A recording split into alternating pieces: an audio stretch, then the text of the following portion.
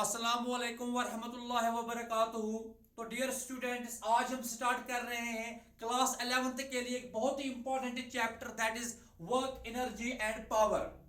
आज के इस लेक्चर में हम डिस्कस करेंगे कि हम वर्क को कैसे डिफाइन करते हैं, what is it is definition, उसके बाद हम इसको कैसे कैलकुलेट करेंगे और डिफरेंट मेथड्स क्या है कि जहां से हम वर्क को कैलकुलेट कर सकते हैं। ठीक, तो आज हमारा जो टॉपिक होगा ये किस पे बेस्ड होगा, इसमें हम क्या डिस्कस कर रहे हैं, ओनली वर्क। तो रेस्ट जो पार्ट होगा वो इंशाल्लाह हम कल डिस्कस करेंगे। ठीक, तो स्टार्ट करते हैं हम सिंपल कि वर्क क्या चीज है। First we will understand what is work. What is work, देखिए वर्क की जो डेफिनेशन है जो हम अपने डे टू डे लाइफ में यूज करते हैं वो टोटली डिफरेंट है। साइंटिफिक डेफिनेशन जो है वर्क की वो हमें यहां पे समझनी होगी। ठीक, अब देखिए फॉर एग्जांपल हमारे पास एक ब्लॉक एक है, प्लीज ट्राई टू अंडरस्टैंड। हमारे पास एक ब्लॉक एक है, इसका कुछ मास होगा। हम इस ब्लॉक, ये ब्लॉक इनिशियली कहां पे है, ये ए पे है। हम इसके ऊपर कोई फोर्स अप्लाई कर रहे हैं एफ। अगर ये ब्लॉक अपनी जगह से डिस्प्लेस हो गया और ये और किसी जगह पहुंच गया, फॉर एग्जांपल बी पे, तो हम कह सकते हैं now work is done by this force. Work is done by this force. तो यहां से हमें मिलेगी डेफिनेशन ऑफ वर्क। क्या मिलेगी हमें, डेफिनेशन ऑफ वर्क। तो कब, when we say that work is done, देखिए इट इज नॉट नेसेसरी कि हम फोर्स अप्लाई करेंगे और वर्क होगा, नहीं, इसके लिए कुछ कंडीशंस हैं। तो पहले डेफिनेशन हम समझते हैं कि व्हाट इज वर्क। तो हम कह सकते हैं work is said to be done. आप ये डेफिनेशन लिखेंगे कि work is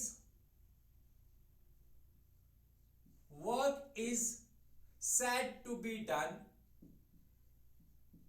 said to be done if a force acts on an object, acts on an object, acts on an object and object is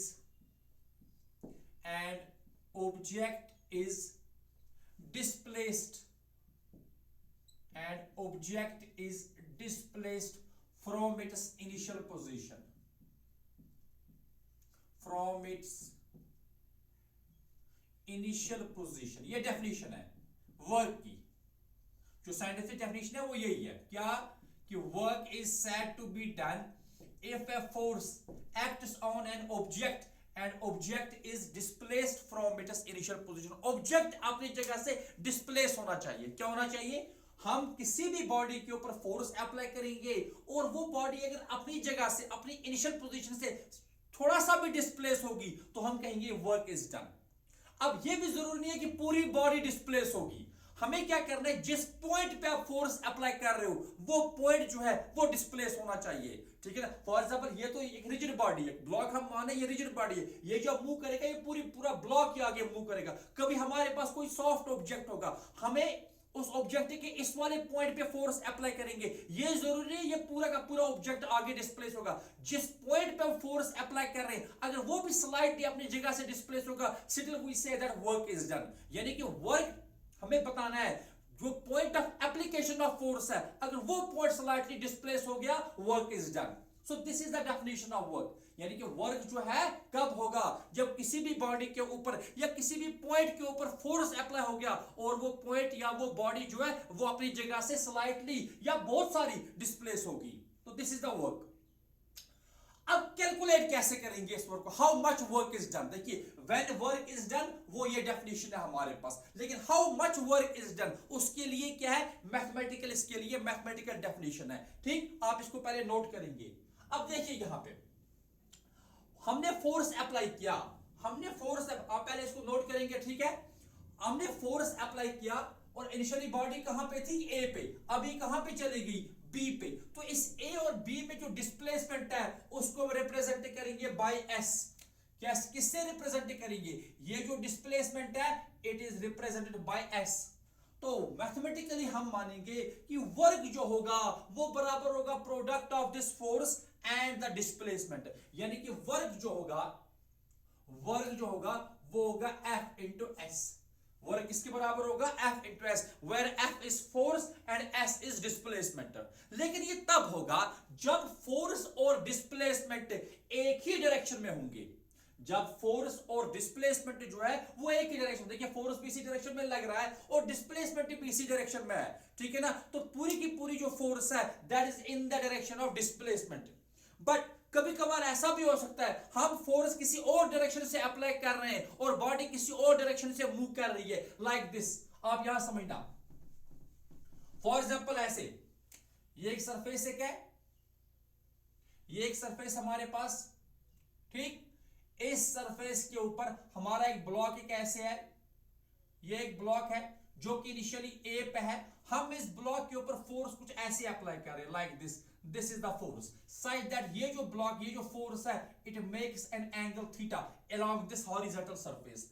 अब ये जो body है, ये जो ब्लॉक है, ये अलोंग दिस फोर्स नहीं मूव करेगा, ये तो अलोंग दिस सरफेस मूव करेगा, और ये आगे कहां पे पहुंच गया, बी पे, और ए और बी में जो डिस्प्लेसमेंट है वो क्या, एस।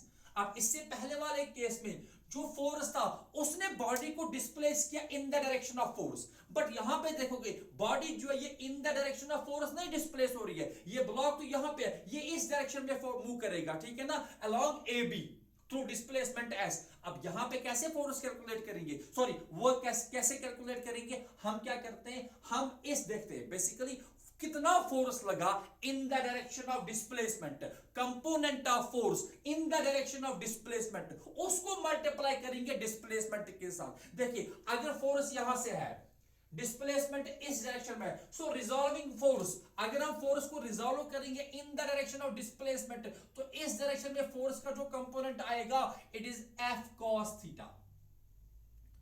इस डायरेक्शन में जो फोर्स का कंपोनेंट आ गया, कितना आ गया, एफ कॉस थीटा। तो इसी एफ कॉस थीटा को हमें डिस्प्लेसमेंट से मल्टीप्लाई करना है, तो इस केस में डब्ल्यू जो बराबर आएगा वो बराबर आएगा एफ कॉस थीटा और मल्टीप्लाई हो जाएगा डिस्प्लेसमेंट दैट इज एस, और we can write W work it is equal to F S cos theta. तो एक्चुअल डेफिनेशन जो है वो ये है, जब भी आपको वर्क कैलकुलेट करना होगा, अगर आपको फोर्स देके है, डिस्प्लेसमेंट देके है, तो आप इस फॉर्मूला से आप वर्क को कैलकुलेट कर सकते हो। अब यहां से हमें एक और डेफिनेशन मिलती है वर्क की, तो कैसे हम कैलकुलेट करेंगे, यानी कि work done by a force. देखिए वर्क किसका होता है, किसी फोर्स का, work done by a force is equal to product of component of force, ये जो है ना F cos theta. What is this F cos theta, ये एफ कॉस थीटा ये क्या है, it is component of force in the direction of displacement, और S क्या है, displacement. So you can write work done by a force, work done by a force is equal to product of component of force in the direction of displacement and displacement, यानी कि work done जो है किसी भी force का, वो किसका product है, वो बराबर होता है product of component of force in the direction of displacement and displacement, यानी कि इस component of force in the direction of displacement को हमें मल्टीप्लाई करना है किसके साथ, डिस्प्लेसमेंट के साथ, so that will give us work. Okay, F S cos theta, W किसके बराबर आ गया, एफ एस कॉस थीटा, यानी कि मैं ऐसे लिख सकता हूं कि वर्क जो है, work is equal to product of, यानी कि ऐसा लिखेंगे component of force in the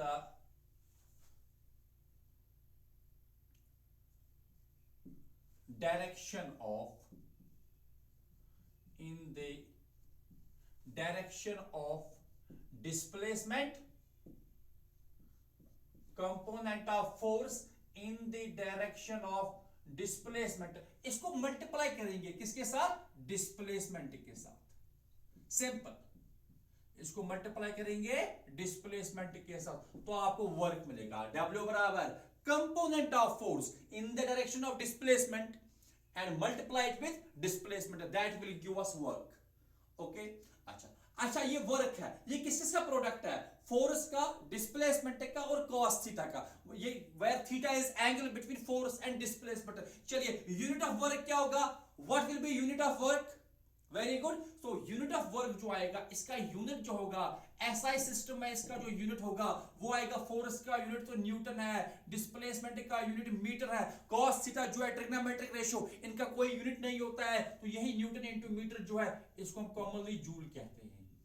ठीक है ना, तो वर्क का यूनिट क्या है, जूल, जिसे आप जे से रिप्रेजेंट करते हो। ये किस सिस्टम में, it is in SI system, it is in SI system. अच्छा, सीजीएस सिस्टम में यूनिट क्या होगा, फोर्स के बदले क्या लिखेंगे, डाइन, क्या लिखेंगे, डाइन, और मल्टीप्लाई किससे करेंगे, सेंटीमीटर से। देखिए ना, सीजीएस में न्यूटन को कौन रिप्लेस करता है, डाइन, और मीटर को कौन रिप्लेस करता है, सेंटीमीटर। तो डाइन सेंटीमीटर जो है इसको हम कहते हैं अर्क, इसको हम क्या कहते हैं, अर्क।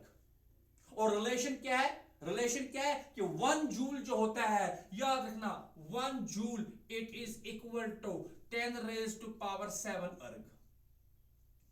1 जूल यानी कि SI unit of work is equal to 10 raise to power 7 times it CGS unit. Okay, SI unit जो है इसका वो क्या है, जूल। तो 1 जूल क्या होता है, 1 जूल बराबर होता है 10 raise to power 7 erg. Erg is the CGS unit of this work. Okay, अच्छा, अगर आपको इसका डायमेंशनल फॉर्मूला कैलकुलेट करना होगा, if we have to calculate the dimensional formula of this work, आप इसको नोट करेंगे पहले वीडियो को पॉज करके। ओके, आप वीडियो को पॉज कीजिए और यहां पे नोट कीजिए इसको पहले, आगे हम समझेंगे dimensional formula of work. Okay, basic सा लेक्चर है आज का, लेकिन बहुत ही इंपॉर्टेंट है, ठीक, क्योंकि एनर्जी और पावर दोनों किस पे डिपेंड करेंगे, वर्क पे। चलिए, डायमेंशन फॉर्मूला ऑफ वर्क, तो हमें पता है कि वर्क जो है, work is equal to force, याद रखना, work is equal to force into displacement.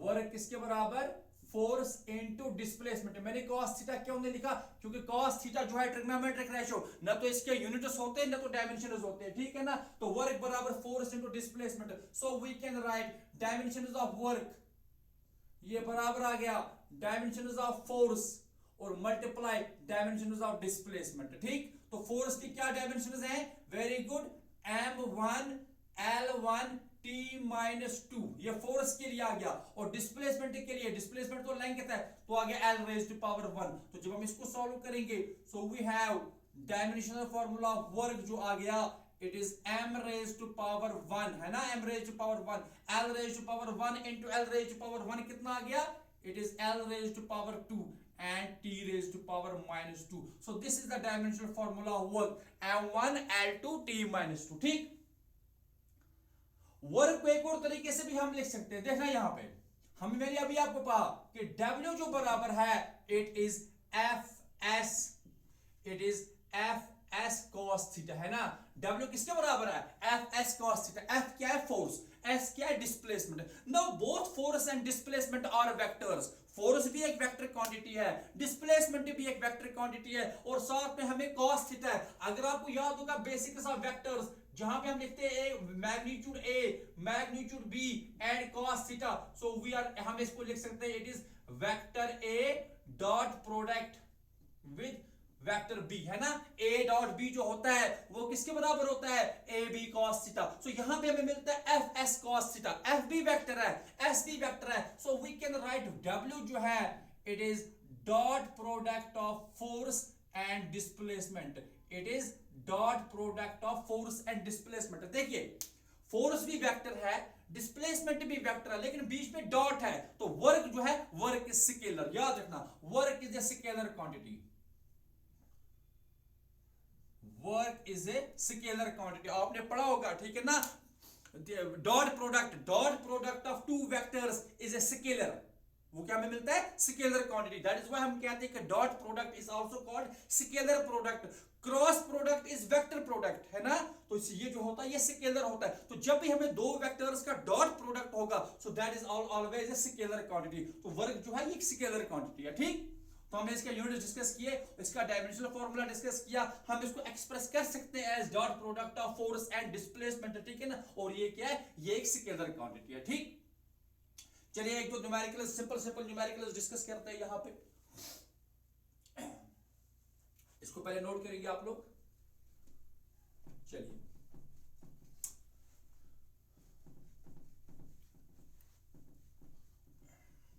Okay, अब यहां देखिए, ये एक सरफेस है क्या यहां पे लाइक दिस, ठीक।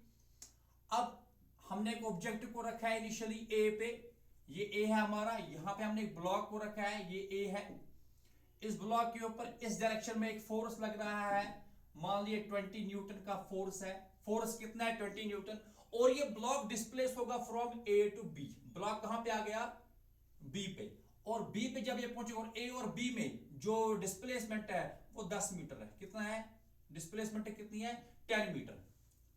आपको बताना है find the work done by this force, find the work done by this force. देखिए हुआ क्या, हमने एक फोर्स 20 न्यूटन का अप्लाई किया एक ब्लॉक के ऊपर, और ब्लॉक इनिशियली ए पे है, और ये ब्लॉक सीधा सीधा डिस्प्लेस हो गया फ्रॉम ए टू बी। कितनी डिस्प्लेसमेंट है इसकी 10 मीटर। तो यहां पे हमें बताना है वर्क इसके बराबर होगा। अब देखिए ये डिपेंड करता है आप कब कौन सा फॉर्मूला यूज करोगे, ये डिपेंड करेगा क्वेश्चन किस टाइप का है। अगर आप देखोगे from the given information it is clear that force and displacement are in the same direction, तो ब्लॉक इसी डायरेक्शन में डिस्प्लेस हो रहा है ना, तो डिस्प्लेसमेंट जो है वो इसी डायरेक्शन में है। तो जब फोर्स और डिस्प्लेसमेंट सेम डायरेक्शन में है तो हम लिख सकते हैं W बराबर, एग्जांपल फर्स्ट है तो यहां पे वर्क जो बराबर आएगा simply it is F into S. Work किसके बराबर आ गया F इंटू एस।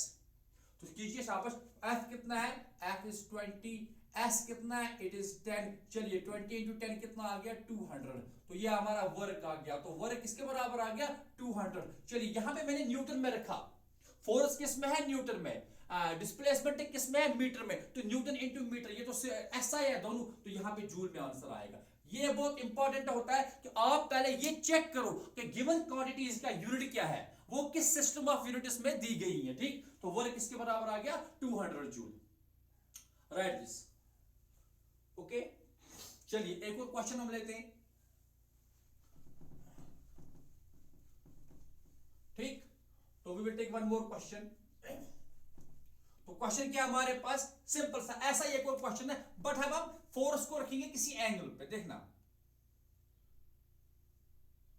ये है, ये एक सरफेस है, ओके, ये सरफेस है। तो यहां पे एक ब्लॉक है, अब ये इनिशियली ए पे है, तो इसके ऊपर फोर्स जो लग रहा है फिर से हम वही लेंगे कि F बराबर 20 न्यूटन, ये फोर्स है। और फोर्स लग रहा है किस एंगल पे, at an angle of 37 degree with the horizontal. और ये ब्लॉक आ जाता है फ्रॉम ए टू बी। कहां पे आ गया ए टू बी, और डिस्प्लेसमेंट वही है पहले की तरह रखेंगे 10 मीटर। कितनी रखेंगे डिस्प्लेसमेंट 10 मीटर, ठीक। अब बताना है वर्क कितना है। हमने क्या है, एक फोर्स है 20 न्यूटन का जो किस पे ऊपर एक्ट हो रहा है, एक ब्लॉक के ऊपर at an angle of 37 degree, और ब्लॉक जो है ये डिस्प्लेस हो गया in the direction of this along the horizontal direction from A to B through a displacement of 10 metre. तो we have to calculate the work. अब यहां पे एंगल दिया गया है बीच में, फोर्स और डिस्प्लेसमेंट तो इस डायरेक्शन में है ना, डिस्प्लेसमेंट इस डायरेक्शन में है, ठीक। तो फोर्स और डिस्प्लेसमेंट में क्या है एंगल, ये S है, S is the displacement. So we can write, इस क्वेश्चन में हम क्या लिखेंगे कि वर्क जो है it is Fs cos theta, it is Fs cos theta. चलिए F का वैल्यू कितना है 20, S का वैल्यू कितना है 10, मल्टीप्लाई किससे करेंगे cos 37 डिग्री। ट्रिग्नोमेट्रिक वैल्यूज जो हैं ये आपको याद करने पड़ेंगे, अदरवाइज न्यूमेरिकल्स में बहुत परेशानी होगी आप लोगों को। You have to remember these values, sine 0 से लेकर 90 तक, cos 0 से लेकर 90 तक, ठीक है ना। और उसके बाद भी लेकिन फ्लॉर स्टार्ट करो आप 0 से लेकर 90 तक, ठीक है ना। 37 और 53 भी इसमें इंक्लूड करना। चलिए तो 20 इंटू 10 कितना होता है, इट इज 200, और मल्टीप्लाई cos 37 होता है 4/5, कितना होता है 4/5। सॉल्व कीजिए इसको, ओके। जब आप इसको सॉल्व करोगे तो आंसर कितना आ गया आपका, वेरी गुड, cos 37 किसके बराबर 4/5, तो 5 1 जार 5 4 जार, ठीक है ना। तो कितना आ गया इसका, ये तो 40 आ गया, ठीक है ना। तो 40 टू आ गया 160, तो ये आ गया आपका 160 जूल आपका वर्क आ गया इस बार, ठीक। कितना आ गया, इससे पहले वाले केस में जो वर्क था वो कितना था 200 जूल। अब यहां पे देखोगे 160 जूल, तो वर्क कम हो गया। जितना जितना एंगल बढ़ेगा है ना, एज एंगल जो है वो इंक्रीज होगा फ्रॉम 0 डिग्री, इससे ऊपर ऊपर जाएगा एंगल, ठीक है ना। तो वर्क आपका जो है, वर्क आपका मैग्नीट्यूड के हिसाब से जो है पहले ये कम कम होता जाएगा। वर्क वर्क क्या होगा आपका, वर्क कम होगा। 90 पे 0 होगा, 90 के बाद ये वर्क नेगेटिव बन जाएगा, बिकॉज कॉस जो है ना ऑब्ट्यूज एंगल के लिए कॉस थीटा नेगेटिव था, वो हम अभी पढ़ेंगे टाइप्स ऑफ वर्क। ओके, अच्छा हो गया ये भी।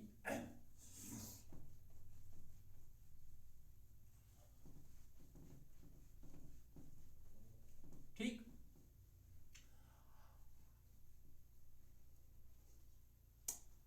अब देखिए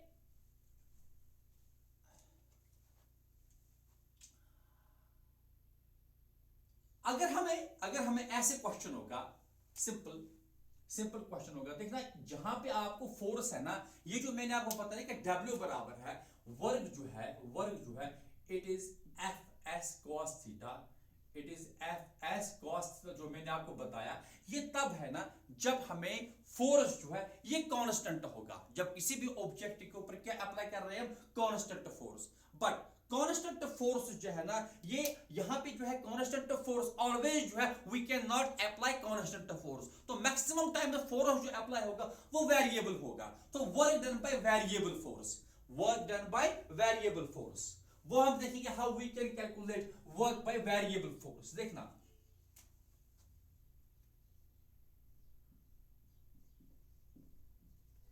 work done by variable force, work done by variable force. देखना हम क्या करते हैं, हम मान लो कोई ऑब्जेक्ट है, इसके ऊपर फोर्स लग रहा है, इसके ऊपर फोर्स लग रहा है, फोर्स लग रहा है इसके ऊपर, लेकिन ये फोर्स जो है इस बार ये फोर्स कांस्टेंट नहीं है, ये वेरिएबल है। हमें बताने ये वर्क हम इसका कैसे कैलकुलेट करेंगे, क्या कैलकुलेट करेंगे, तो हम क्या करेंगे, हम एक स्मॉल टाइम के लिए वर्क कैलकुलेट करेंगे, एक स्मॉल टाइम के लिए हम एज्यूम कर रहे हैं कि ये जो फोर्स है ये किसी स्मॉल टाइम के लिए कांस्टेंट रह रहा है। क्या रह रहा है, पहले हम क्या एज्यूम करेंगे, ये जो फोर्स है ये बीच में आगे किसी स्मॉल थोड़े से टाइम के लिए ये कांस्टेंट रह रहा है। जब ये कांस्टेंट रहेगा at that time we can use that W is equal to F S cos theta, but वो जो वर्क होगा वो स्मॉल वर्क होगा, वो क्या होगा, स्मॉल वर्क होगा। तो हम ऐसा कह सकते हैं कि स्मॉल वर्क जो होगा DW, जिसको हम DW से रिप्रेजेंट करेंगे स्मॉल वर्क को, वो बराबर आएगा, क्योंकि फोर्स तो F है, उस टाइम पे कांस्टेंट फोर्स है, और उस दौरान जो डिस्प्लेसमेंट आएगी दैट इज dx। तो स्मॉल वर्क ये है dw is equal to f dot dx, dot क्यों मैंने बोला it is f dot s, तो यहां पे डिस्प्लेसमेंट जो है ये dx है, dw is equal to f dot dx। चलिए इसी को अब, ये तो स्मॉल वर्क है, अगर आपको टोटल वर्क कैलकुलेट करना है so we have to integrate this equation, so we can write integration of dw it is equal to integration of f dx, f dot dx, और यहां से 0 से लेकर वर्क, टोटल वर्क W है, और यहां से आएगा, क्योंकि यहां चेंज क्या हो रहा है, displacement, initial displacement is xi and final displacement is xf, तो ये बन जाएगा आपका वर्क। तो वर्क आता है इंटीग्रेशन ऑफ f, ये वेक्टर है के ऊपर, it is integration of f dot dx from x initial to x final, so this is the work done by variable force। जब भी आपको वेरिएबल फोर्स होगा सो हमें ये फॉर्मूला यूज कर रही है, देन एट दैट टाइम हम एफ एस कॉस थीटा नहीं यूज करेंगे, हम क्या यूज करेंगे, इंटीग्रेशन एफ डॉट dx, और लिमिट्स कहां से कहां तक होंगे, x इनिशियल से लेकर x फाइनल तक। आप इसको नोट कीजिए, हम कुछ क्वेश्चंस करेंगे, ठीक, ओके।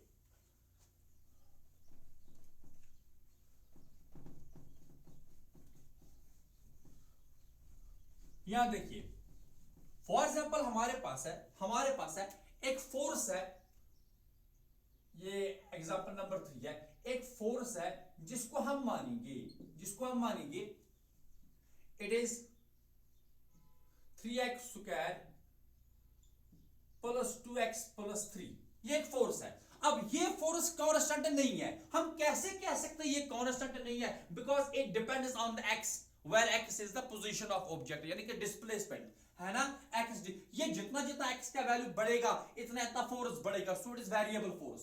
ये जो फोर्स है आप ऐसा लिखेंगे, a force equal to 3x square, 3x square, a force equal to 3x square plus 2x plus 3 displaces a body from, शाबाश, एक फोर्स हमारे पास है, ठीक है ना, ये कितना है force 3x square plus 2x plus 3, ये डिस्प्लेस कर रही है एक बॉडी को from x equal to 0 to x equal to 2 metre. कहां से कहां तक? x इक्वल टू 0 से लेकर x इक्वल टू 2 मीटर तक एक फोर्स है हमारे पास। चलिए हम इसका मैग्नीट्यूड लेंगे ऐसे, एक फोर्स है हमारे पास 3x square plus 2x plus 3, और ये क्या कर रही है, ये डिस्प्लेस कर रही है एक बॉडी को कहां से कहां तक, from x equal to 0 to x equal to 2 metre. हमें बताना है find the work done by this force, find the work done by this force. अब यहां पे क्या यूज करेंगे, क्योंकि हमने स्केलर में लिया इसलिए हम सीधा लिखेंगे, क्योंकि ये भी x है ना, देखिए फोर्स किस पे डिपेंड करता है, किस डायरेक्शन में, x डायरेक्शन में, डिस्प्लेसमेंट भी किस डायरेक्शन में है, x डायरेक्शन में। सो यहां पे थीटा 0 डिग्री आएगा, इसलिए cos थीटा हम ऐसा लिखेंगे। देखना सॉल्यूशन में हम लिखेंगे कि हमें आएगा w is equal to integration f dot dx। देखना चलिए एक्चुअल फार्मूला तो यही है हमारे पास, f डॉट dx, कहां से कहां तक, x इनिशियल से लेकर x फाइनल तक। तो ये w हमारा बन जाएगा इंटीग्रेशन। अच्छा, अब यहां पे फोर्स जो है it is along x direction, only x direction, क्योंकि x है इसमें, और डिस्प्लेसमेंट भी अलोंग किस डायरेक्शन है, x डायरेक्शन। तो थीटा कितना आएगा 0 डिग्री, और cos 0 किसके बराबर होता है, वो तो 1 के बराबर होता है। इसलिए ऐसे केस में हम सिंपल लिखेंगे w is equal to f dx, और इंटीग्रेशन कहां से कहां तक, x इनिशियल से लेकर x फाइनल तक। तो आपको मिलेगा w इज इक्वल टू, चलिए अब दीजिए, शाबाश, integration of 3x square plus 2x plus 3 साथ में dx सबके लिए, और यहां पे लेंगे व्हाट इज x इनिशियल, कहां से कहां तक, x 0 से लेकर और फाइनली कहां तक ले जा रहे हैं इसको 2 तक। तो हमें ये सॉल्व करना पड़ेगा। ओके, तो यहां पे हर एक को अलग अलग इंटीग्रेशन हो जाएगी। तो हम लिखेंगे w इज इक्वल टू, पहले आपको आएगा इंटीग्रेशन ऑफ 3x स्क्वायर, इसके साथ अपना dx 0 से लेकर 2 तक, प्लस इंटीग्रेशन, शाबाश, 2x dx, ठीक, कहां से कहां तक, 0 से लेकर 2 तक, और प्लस हो जाएगा यहां पे आएगा इंटीग्रेशन, अब लास्ट पे क्या है 3, तो ओनली इट इज 3 dx, कहां से कहां तक, 0 से लेकर 2 तक, ठीक। तो यहां पे अगर हम 3 को बाहर रखते हैं तो इट इज इक्वल टू, ये वर्ग बन जाएगा, 3 बाहर आ जाएगा, now it is x cube by 3, है ना। हमें पता है what is integration of x raise to power n, it is x raise to power n plus 1 divided by n plus 1, है ना, पढ़ा हमने, integration of x raise to power n, ये सिंपल सा फॉर्मूला है। अगर आपको कहीं पे ऐसे है integration of x raise to power n, ये हो जाता है x raise to power n plus 1, और डिवाइड में आएगा n प्लस 1, यहां पे था x स्क्वायर, तो n के बदले क्या है 2, so it will be x raise to power 2 plus 1, 2 plus 1 कितना हो गया 3, हो गया x क्यूब, और डिवाइड बाय n प्लस 1, यानी कि 2 प्लस 1, वो भी कितना आएगा 3, ठीक। तो आ गया ये 3 बाहर चला गया, तो वहां पे बचेगा integration of x square which is x cube by 3, और साथ में अपने लिमिट्स, यहां 0 और यहां पे 2, प्लस यहां पे 2 कांस्टेंट है, बाहर ले आइए इसको। अब x की integration it is x raise to power 1, तो ये बनेगा x raise to power 1 plus 1 it is 2, और डिवाइड में आएगा इसके भी 2, और यहां पे आएगा लिमिट 0 से लेकर 2 तक, प्लस यहां पे 3 बाहर, so integration of dx is x simply, और यहां पे 0 और यहां पे 2। चलिए अब इसको, अब ये 3 और ये 3 कैंसिल, 2 और 2 कैंसिल, तो यहां पे बच गया x क्यूब, x को कौन रिप्लेस करेगा, पहले upper limit, so it is equal to upper limit is 2, so it is 2 cube minus 0 cube, क्योंकि लोअर लिमिट 0 है, ओके, प्लस, शाबाश, यहां पे अपर लिमिट 2, तो it is 2 square minus 0 square, plus 3 into, अब अपर लिमिट है 2, so it is 2 minus 0। चलिए 2 cube कितना होता है 8, 0 तो 0 ही होता है, वो लिखने की जरूरत नहीं है, प्लस यहां पे देखिए 2 स्क्वायर कितना होता है, शाबाश 4, प्लस 3 इंटू 2 इज 6, तो सॉल्व करेंगे तो आंसर कितना आ गया, 6 प्लस 4 इज 10, 10 और 8 कितने आ गए, तो इट इज 18, तो वर्ग जो हमें मिल गया इट इज 18 जूल, ओके। एक बार वीडियो को पॉज करके इसको इसको अच्छे से समझिए और उसके बाद आप लोग लिखना, ठीक है। क्वेश्चन क्या था हमारे पास, फोर्स है, कितना है 3x² प्लस 2x प्लस 3। ये डिस्प्लेस कर रहा है एक ऑब्जेक्ट को कहां से कहां तक, from x equal to 0 to x equal to 2। तो हमें बताया गया, आप बताइए what is the work done by this force. अब ये तो वेरिएबल फोर्स है तो सिंपली हम क्या लिखेंगे, वर्क बराबर होता है integration f dot dx from x initial to x final. क्योंकि यहां पे फोर्स और डिस्प्लेसमेंट सेम डायरेक्शन में, इसलिए हमारा थीटा जो है वो 0 डिग्री आ गया, cos 0 1 होता है, तो w बराबर f डॉट dx। तो वो क्या बन जाएगा, सीधे f dx from x initial to x final. f को अपना वैल्यू दीजिए 3x² प्लस 2x प्लस 3 और साथ में dx, और लिमिट्स क्या रहेंगे 0 से 2, क्योंकि यहां पे है 0 से लेकर 2 तक। इसको सॉल्व करेंगे तो हमें आंसर मिल गया, it is 18 joule. Okay, thank you. आगे बढ़ते हैं, ठीक। आप इसको अच्छे से नोट करके, ठीक है। बहुत सारे क्वेश्चन बनाए जा सकते हैं, बहुत सारे क्वेश्चन, बट लेकिन आपको सिर्फ तरीका, ये मेथड सीखना है बस। बाकी आपके लिए हर एक काम जो है वो आसान हो जाएगा, बट बेसिक बेसिक चीजें सीखना, ठीक। चलिए ठीक है। अच्छा, अभी मैंने आपको इससे पहले बताया था कि W बराबर होता है fs cos थीटा, और हम लिख सकते हैं कि W जो बराबर होता है it is always also equal to f vector dot s vector. चलिए हम इस पे एक क्वेश्चन करते हैं। फॉर एग्जांपल हमें क्या है, force as a vector, force as a vector हमारे पास है। मैं लिखता हूं यहां पे 3i cap plus 4j cap plus हम लिखेंगे 3k कैप, ठीक। अच्छा, और डिस्प्लेसमेंट मैं वेक्टर में लेता हूं, डिस्प्लेसमेंट को भी मान लीजिए यह है 4i कैप प्लस है 6j कैप प्लस है 2k कैप, ठीक। आपको बोला गया फाइंड वर्क। यहां पे देखिए फोर्स और डिस्प्लेसमेंट जो है ये तो वेक्टर्स है ना, वेक्टर्स में, तो आपको बोला गया फाइंड द वर्क। तो ऐसे केस में वर्क कैसे करेंगे, very good, we will use W is equal to f dot s। हम क्या यूज करेंगे, शाबाश, कि W जो है आपका work it is equal to f vector dot s vector. W is equal to f vector dot s vector. तो solve करेंगे इसको, तो ये बन जाएगा, तो W बराबर आएगा, चलिए f वेक्टर किसके बराबर है, 3i cap plus 4j cap plus 3k cap dot, शाबाश। यहां पे फिर क्या आएगा, 4i cap plus 6j cap और प्लस 2k कैप। चलिए डॉट प्रोडक्ट ऑफ वेक्टर्स किया आप लोगों ने, है ना, वेक्टर्स में। तो कैसे करते हैं हम, देखिए वेक्टर मैं यहां पे लिखूंगा आपको, यूनिट वेक्टर्स के लिए क्या होता है कि i unit vector dot i ये बराबर हो जाता है j डॉट j, और ये बराबर होता है k डॉट k, और ये सारे 1 के बराबर हो जाते हैं। इसी तरह से अगर i डॉट j होगा,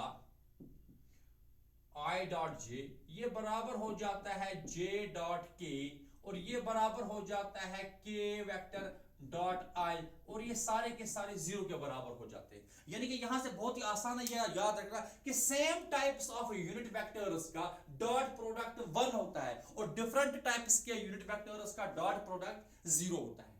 ओके, तो यहां पे देखेंगे आप, तो ये बराबर आ जाएगा, तो W बराबर आ जाएगा, हमें 3 को मल्टीप्लाई करना है किसके साथ, 4 के साथ, सो 3 4s are 12। तो पहले हम लिखेंगे ये वाला 12। अब साथ में क्या था, i डॉट i, और i डॉट i क्या है 1, तो 12 into 1 12 ही रहेगा, वो लिखने की जरूरत नहीं है, प्लस करेंगे।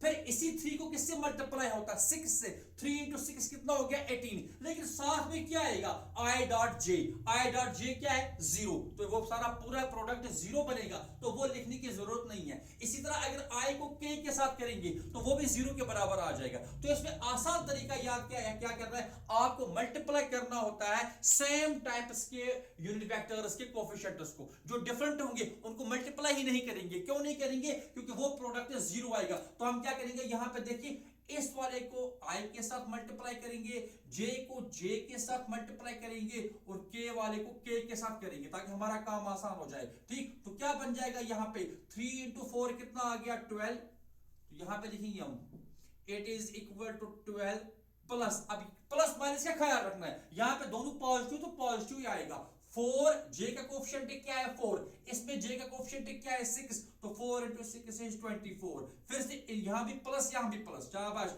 इधर के का कोफिशिएंट क्या है 3, इसमें के का कोफिशिएंट क्या है 2, 3 2 6। चलिए 24 प्लस 6 कितना आ गया 30, 30 प्लस 12 कितना आ गया, तो आंसर इज 42, ये आ गया जूल। हाँ, एक बात का ख्याल रखना है कि वहां पे आपको इनका ख्याल रखना है कि ये जो वेक्टर है, ये जो वैल्यू है, ये आपके न्यूटन में दिया गया है, ये अगर दिया गया है मीटर में तो यहाँ पे जूल आएगा।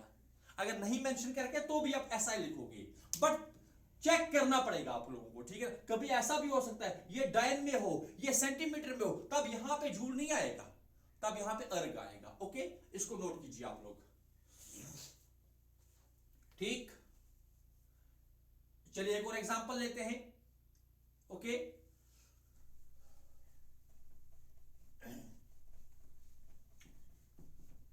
ठीक, यहां देखिए। अच्छा, फॉर एग्जांपल नंबर 5 हम करेंगे। आप अगर मैं लिखता हूं ऐसे कि F बराबर है 5y कैप, शाबाश, 5y cap minus 6j cap plus 7k cap. अच्छा, ये डिस्प्लेस कर रहा है एक ऑब्जेक्ट को फ्रॉम ए और ए के, चलिए ऐसे लिखते हैं फ्रॉम ए ऐसा लिखिए, फ्रॉम के उसके एक पॉइंट है जिसकी इनिशियल पोजीशन वेक्टर है r1, और r1 बराबर है हमारे पास 3i cap plus 2j cap plus k cap, ये r1 है। और r2 हमारे पास है, और चलिए मैं यहां पे लिखता हूं, और r2 यानी कि कहां तक इसको ले जा रहा है, उसका पोजीशन वेक्टर है, मैं यहां पे लिखूंगा 5i कैप और प्लस मैं लिखूंगा 3j कैप और यहां पे लिखूंगा प्लस 6k कैप। तो आपको बताना है फाइंड द वर्क।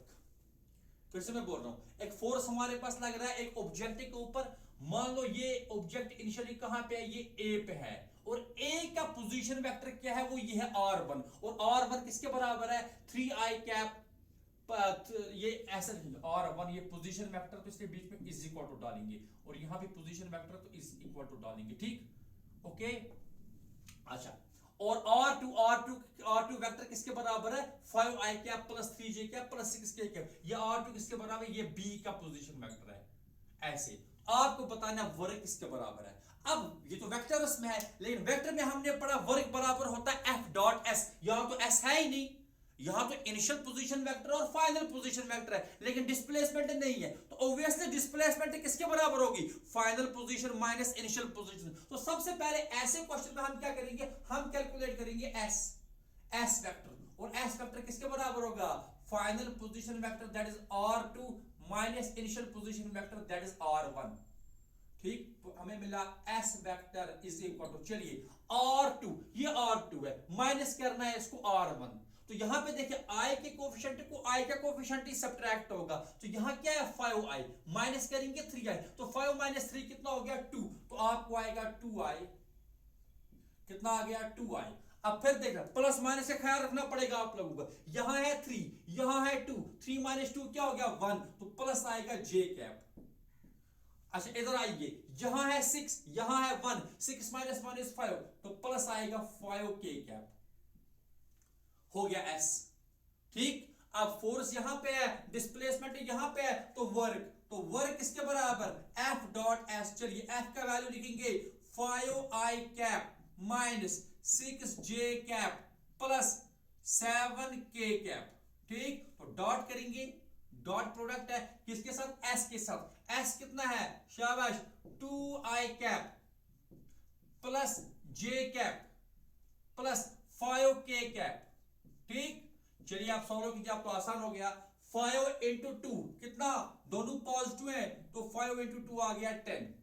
अब यहां पे देखिए 6 जो ये माइनस है, यहां प्लस है, तो माइनस इंटू प्लस तो नेगेटिव आएगा, और यहां का कोफिशिएंट 1 है, तो इट इज माइनस 6, और यहां भी प्लस यहां भी प्लस, तो प्लस आ गया, 7 इंटू 5 इज 35। चलिए 35 और 10 कितने आ गए, कितने आ गए, शाबाश 45, और 45 में से 6 सब्ट्रैक्ट करेंगे तो आंसर कितना आ गया, now it is 39, it is, तो आंसर आपका कितना आ गया, शाबाश इट इज 39, तो यहां पे लिखेंगे जूल, तो ये वर्क आ गया 39। 39 जूल। ओके चलिए ठीक है। ठीक, नोट करेंगे इसको। चलिए ठीक है, अब यहां पे देखिए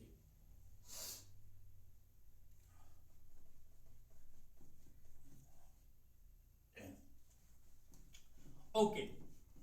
अब चलिए एक और वैरायटी लेते हैं हम। ठीक, अभी तक हमने जो फोर्स लिया वो सिर्फ हमने क्या लिया, यानी कि फोर्स लग रहा है अलोंग एक्स डायरेक्शन, और डिस्प्लेसमेंट भी हमने किस में ली, for example along x direction में, तो हमने यूज किया W is equal to integration F dot dx। But अगर फोर्स जो है वो एक से ज्यादा एक्सिस के अलोंग अप्लाई हो रहा है और डिस्प्लेसमेंट भी जो है वो एक से ज्यादा डायरेक्शन में, तो वर्क कैसे कैलकुलेट करेंगे, देखना ऐसे आप लिखोगे। एग्जांपल नंबर 6 था हमारे पास, हम ऐसा नहीं, फॉर एग्जांपल कहीं पे ऐसा हो सकता है कि F वेक्टर ऐसे है, it is equal to 4x cube और साथ में I कैप है प्लस 3y स्क्वायर, इसके साथ J कैप है प्लस 2z और इसके साथ K कैप है। ठीक है ना, तो ये पूरा वेक्टर फॉर्म में दिया गया है और ये वेरिएबल फोर्स है, क्योंकि यहां ये x पे डिपेंड कर रहा है, यहां y पे डिपेंड कर रहा है, यहां z पे डिपेंड कर रहा है। ये जो फोर्स है ये डिस्प्लेस कर रहा है एक ऑब्जेक्ट को फ्रॉम A, क्या कर रहा है A, और A के जो कोऑर्डिनेट्स हैं, A के जो कोऑर्डिनेट्स है वो है 1, 1, 1, कहां तक, A से लेकर B तक, और B के जो कोऑर्डिनेट्स हम मानेंगे वो मानेंगे 2, 3, 4। ठीक है ना, तो हमें बताना है find the work done by this force, find the work done by this force. ठीक, क्या बोला मैंने, एक फोर्स है किसके बराबर, 4x cube I cap plus 3y square J cap plus 2z K cap, ये डिस्प्लेस कर रहा है एक ऑब्जेक्ट को फ्रॉम A इनिशियल पोजीशन है, ठीक है ना, A, और A की क्या कोऑर्डिनेट्स हैं 1, 1, 1, यानी कि x भी 1, y भी 1 और z भी 1, और कहां तक ले रहा है B तक, और B की क्या कोऑर्डिनेट्स हो गए 2, 3, 4। हमें बताना work done by this force. अब यहां पे तो फोर्स तो x पे भी डिपेंड कर रहा है, y पे भी डिपेंड कर रहा है और z पे भी, so we can not write W is equal to F dot dx। खाली dx पे नहीं काम चलेगा, क्यों, क्योंकि ये एक से ज्यादा कोऑर्डिनेट्स पे डिपेंड कर रहा है। ठीक है ना, तो यहां पे हमारे पास क्या होगा, हमें है कि W जो आएगा हमारा वर्क, वो आएगा इंटीग्रेशन F, ऐसे रहेगा F वेक्टर डॉट हो जाएगा dr वेक्टर, डॉट क्या हो जाएगा dr वेक्टर, कहां से कहां तक, शाबाश, यहां पे आपको आएगा इनिशियल पोजीशन वेक्टर यानी कि r1। ठीक है ना, चलिए और वो बात कर देंगे हम यहां से, पहले आप इसको समझेंगे। It is F dot dr, it is F dot dr। dr का मतलब क्या होता है, dr ये समझना, dr होता है dx के साथ I कैप प्लस dy के साथ J कैप प्लस dz के साथ K कैप, यानी कि तीनों के साथ आपको मिल गया, x को अपना मिलेगा dx, और y वाले फोर्स को अपना मिलेगा dy, और z वाले फोर्स को अपना मिलेगा dz। ठीक है ना, तो यहां से हमारा काम आसान हो जाएगा। अब हम इसको पुट करेंगे सिंपली, तो आपको W जो मिला, now it is integration of f को अपना वैल्यू दीजिए, शाबाश, 4x cube I cap plus 3y square के साथ J कैप प्लस 2z के साथ K कैप हो गया ये, तो डॉट करेंगे, शाबाश, किसके साथ, यहां पे, शाबाश, तो क्या आएगा dx I cap plus dy J cap plus dz K cap हो गया ये। अब यहां पे लिखेंगे हम A के कोऑर्डिनेट्स क्या है 1, 1, 1, और ऊपर क्या लिखेंगे B के कोऑर्डिनेट्स दैट इज 2, 3, 4। ठीक, अब इसको सॉल्व करेंगे तो आपको W जो मिला it is equal to integration, शाबाश, देखना 4x क्यूब, डॉट में क्या होता है I के कोफिशिएंट को I के साथ ही डॉट होगा, तो इधर I का कोफिशिएंट क्या है 4x क्यूब, इधर I का कोफिशिएंट क्या है dx, तो हम लिखेंगे 4x क्यूब dx। ठीक, प्लस आएगा अलग से इंटीग्रेशन। अब y वाले की इंटीग्रेशन, इधर j का कोएफिशिएंट क्या है 3y स्क्वायर, इधर j का कोएफिशिएंट क्या है dy, तो आप लिखेंगे 3y स्क्वायर साथ में dy, ठीक, प्लस हो जाएगा। शाबाश, z का कोएफिशिएंट क्या है इधर 2z, तो आएगा इंटीग्रेशन में 2z और साथ में यहां का dz। अब हर एक को अपने अपने लिमिट्स लगेंगे। इधर x का कोएफिशिएंट क्या था, x का वैल्यू 1, x इनिशियल क्या है 1 और x फाइनल क्या है 2, हो गया 1 और 2, ठीक। अच्छा y का इनिशियल वैल्यू क्या है 1 और यहां पे देखिए y का फाइनल वैल्यू क्या है 3, प्लस इधर देखिए z का इनिशियल वैल्यू क्या है 1 इसमें और z का फाइनल वैल्यू क्या है 4। अब हमें ये इंटीग्रल सॉल्व करना है, ठीक। आप इसको नोट कीजिए, यहां तक वीडियो को पॉज करके यहां तक नोट कीजिए, हम आगे बढ़ते हैं, ठीक। अब तो आसान है, ओके, शाबाश, ठीक। तो आपको आएगा no w is equal to, देखना w इज इक्वल टू, शाबाश, चलिए इंटीग्रेशन कीजिए। Now what is integration of 4x cube, 4 तो कांस्टेंट है, 4 को हम बाहर रखेंगे। Now integration of x cube is x raise to power 4/4, है ना, x raise to power n की इंटीग्रेशन, n के बदले यहां पे क्या है 3, सो 3 + 1 = 4 और लिमिट्स क्या लेंगे 1 से लेकर 2 तक, है ना, इसको लिमिट्स, प्लस यहां 3 बाहर आएगा, तो what is integration of y square, it is y cube by 3, okay. और यहां पे भी लिमिट्स क्या आएंगे, यहां लिमिट्स आ गए अपने 1 से लेकर 3 तक और प्लस हो गया, यहां पे आएगा, यहां पे देखना 2 बाहर आ गया, 2 बाहर आ गया तो ब्रैकेट में आएगा आपका z square by 2, z square by 2 और यहां लिमिट्स आ गए शाबाश 1 से लेकर 4 तक, 1 से लेकर 4 तक, चलिए, ठीक। अब हम इसको सॉल्व करते हैं, अब तो आसान है हमारे लिए, बहुत ही आसान है, ठीक। देखिए यहां पे नाउ ये 4 है, ये भी 4 है, तो कैंसिल हो गया, 3 और 3 भी कैंसिल हो गया और 2 और 2 भी कैंसिल हो गया।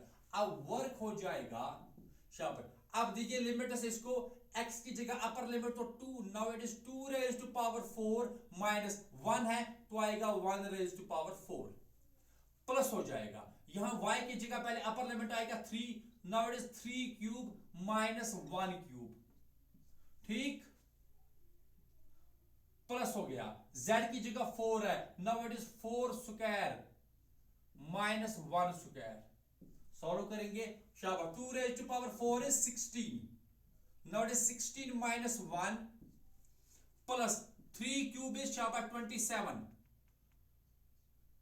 27 माइनस 1 प्लस 4 स्क्वायर इज 16, तो इट इज अगेन 16 माइनस 1, तो 16 माइनस 1 इज 15 प्लस 26 प्लस फिर से 15 और 15 कितने आ गए 30, नाउ आंसर इज 56, तो वर्क जो हमें मिला, वर्क जो मिला इट इज 56 जूल, ओके।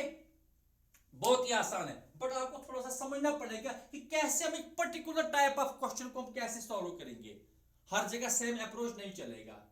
आप इस वीडियो को पॉज करके यहां तक लिखिए, हम एक और चीज डिस्कस करेंगे, एक और method, that is work from the यानी कि graphical approach of calculating the work, okay. चलिए ठीक है, यहां देखिए, यहां देखिए हमने पढ़ा वर्क जो है it is integration F D X, देखना यहां पे वर्क किसके बराबर है, work is equal to integration F D X, देखिए वर्क जो है it is integration F D X, पढ़ा ना हमने, है ना। What is integration, integration means area under the graph, integration means area under the graph, किस किस का, फोर्स और डिस्प्लेसमेंट का, यानी कि अगर आपके पास कहीं पे कुछ ग्राफिक ऐसा है लाइक दिस,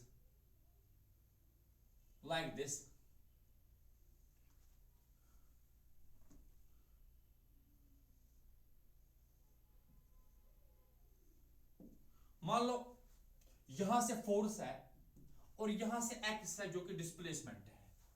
आपको अगर ऐसा कहीं पे ग्राफ आता है तो आपको बताना है how to calculate the work, यानी कि यहां पे ग्राफ होगा आपके पास, वो ग्राफ की शेप, वो तो ट्रायंगल हो सकता है, वो तो रेक्टेंगल हो सकता है, स्क्वायर हो सकता है, कुछ भी शेप हो सकती है आपकी, ठीक है ना, ट्रेपेजियम हो सकती है। आपको बताना पड़ेगा फिर वर्क किसके बराबर है, तो आप लिखोगे क्योंकि integration F D x means area, यानी कि वर्क बराबर होगा area under force displacement graph.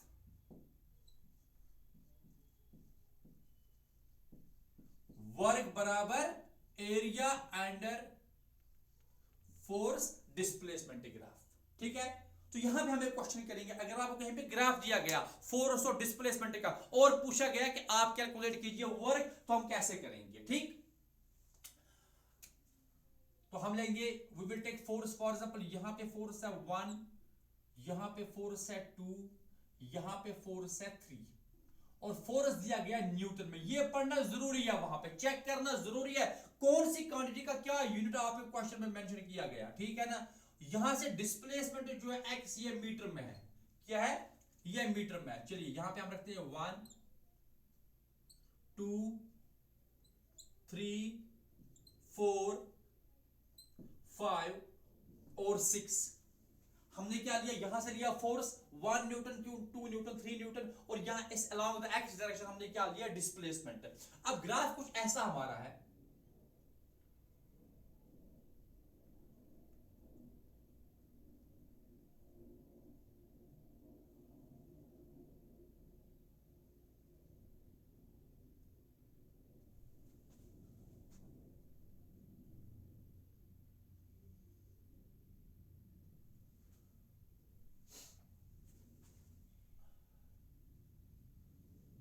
ये हमारे पास ग्राफ है, ये हमारे पास ग्राफ है, ठीक। तो आप ये ग्राफ दिया गया है, आपको बताना है calculate the work from x work done by this force, calculate the work done by this force from x equal to 0 to x equal to 6 metre. ये है ना ओरिजिन, तो यहां पे 0 माना जाएगा। ये कौन सी पोजीशन है, जहां पे डिस्प्लेसमेंट 0 है। ये कौन सी पोजीशन है, जहां पे डिस्प्लेसमेंट 6 मीटर के बराबर है। क्वेश्चन यही है, ये ग्राफ दिया गया है और आपसे बोला गया है find the work done by the force from x equal to 0 to x equal to 6 metre from this graph. इस ग्राफ से हमें बताना है वर्क किसके बराबर है। अब चूंकि ग्राफ दिया गया, मैंने पहले ही कहा अगर आपको ग्राफ मेंशन करके है, so work is equal to area under the force displacement graph, area under force displacement graph. ये सिंपल सी डेफिनेशन है वर्क की। वर्क किसके बराबर है, area under force displacement graph. अब आपको बताना है ये एरिया कैलकुलेट करना है, तो एरिया किसके बराबर है, वो डिपेंड करेगा आपके ग्राफ की शेप कैसी है। अगर आप देखोगे यहां से यहां तक, मान लो ये पॉइंट ए है, मैं इस पॉइंट को नाम देता हूं बी, इस पॉइंट को नाम देता हूं सी, ये वाला पॉइंट हमारा जो हो जाएगा ये ए बी सी, और ये वाला पॉइंट डी हो जाएगा, ठीक है। अगर आप देखोगे इस ग्राफ में इसके दो पार्ट्स हम कर सकते हैं, एक हमारे पास या तो रेक्टेंगल है ओ ए बी डी, और दूसरी हमारे पास ट्रायंगल है बी डी सी, है ना। तो आप इसको एरिया 1 नाम दीजिए, इस वाले पार्ट को आप A1 नाम दीजिए एरिया 1, इस वाले पार्ट को आप A2 नाम दीजिए दैट इज द एरिया 2। तो हम लिख सकते हैं वर्ग जो है ये तो एरिया का बराबर है, लेकिन टोटल एरिया किसके बराबर होगा, दिस एरिया यानी कि A1 plus A2। So work is equal to A1 plus A2। चलिए अब A1 किसके बराबर है, A1 यहां से यहां तक कितना है, ये 3 है, क्योंकि ये तो 0 है, ये पॉइंट किसको रिप्रेजेंट कर रहा है, x इक्वल टू 3, तो ये डिस्टेंस कितनी आ गई 3, और ऊपर भी जाएंगे तो कितना है, ये भी 3 के बराबर है, 0 1 2 यहां a कितना दूर है ओरिजिन से, एट 3, है ना। ए कितना दूर है, ओ ए डिस्टेंस किसके बराबर है, ये तो 3 के बराबर है। इसी तरह ओ डी डिस्टेंस भी किसके बराबर है, 3 के बराबर। सो it is basically a square. जो ये आपको पार्ट मिल गया ओ ए बी डी, ये तो स्क्वायर मिल गया, ठीक है ना। तो 3 इंटू 3 स्क्वायर का एरिया किसके बराबर होता है, साइड स्क्वायर, ठीक है। तो इसका एक साइड किसके बराबर है, 3 के बराबर। So this will be 3 into 3, तो ये तो 9 के बराबर आ गया। ये एरिया किसके बराबर आ गया 9 के बराबर। अब जरा इस पे चलते हैं, ये वाला, ये तो ट्रायंगल है, ट्रायंगल का एरिया किसके बराबर होता है बेस इनटू हाइट। अच्छा इसकी बेस कितनी है, बेस कहां से स्टार्ट होती है, बहुत बच्चे क्या वो मारते यहां पे नजर 6, हाँ बेस तो 6 आ गई, नो ये सही नहीं है। क्यों नहीं सही है, क्योंकि ट्रायंगल तो यहां से आगे स्टार्ट है। ट्रायंगल का इनिशियल पॉइंट कहां पे है 3 पे, फाइनल पॉइंट कहां पे है 6 पे, तो 6 - 3 is 3, तो इसकी बेस आ गई 3। हाइट कितनी है, हाइट तो DB के बराबर है, वो तो OA के बराबर है जो 3 के बराबर है। सो it is 1/2 of base into height, यानी कि 3 × 3 कितना आ गया 9, 9 डिवाइडेड बाय 2 कितना आ गया 4.5। वो समझ आ रहा है कि नहीं, ठीक है ना।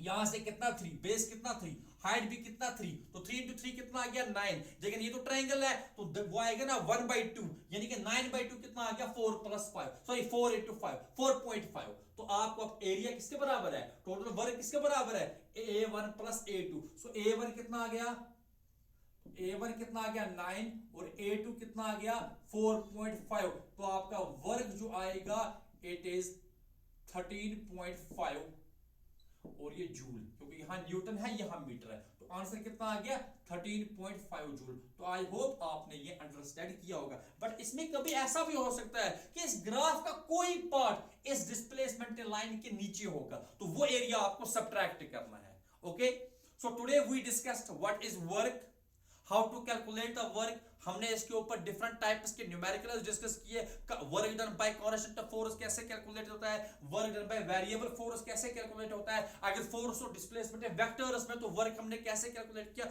और अगर आपको फोर्स और डिस्प्लेसमेंट का ग्राफ दिया गया तो वर्क कैसे कैलकुलेट किया। तो आई होप कि आपने आज का जो लेक्चर है ये बहुत ही अच्छी तरीके से अंडरस्टैंड किया होगा। तो नेक्स्ट टाइम इंशाल्लाह we will discuss energy and its types. Thank you very much.